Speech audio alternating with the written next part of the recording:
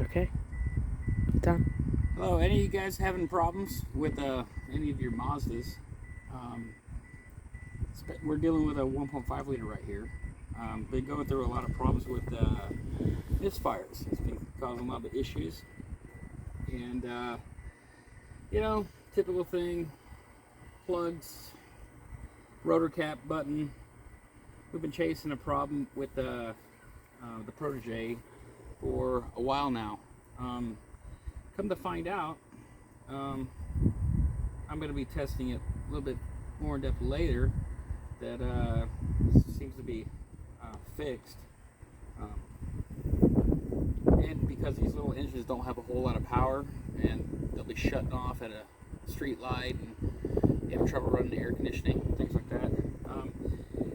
This right here is a adapter on the distributor for the distributor cap, and as you can see, it has cracks in it.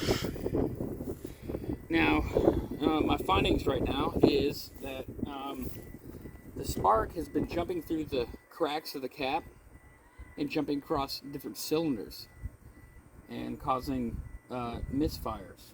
So, if we come closer here, this adapter goes in between the cap and the distributor itself. If you can see the cracks that have developed in it, the electricity has been coming through these cracks into the cap.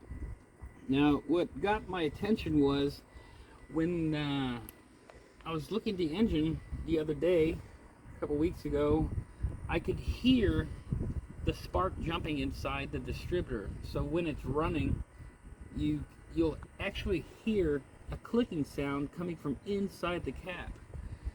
And I recently replaced it. I'm going to go ahead and start the car.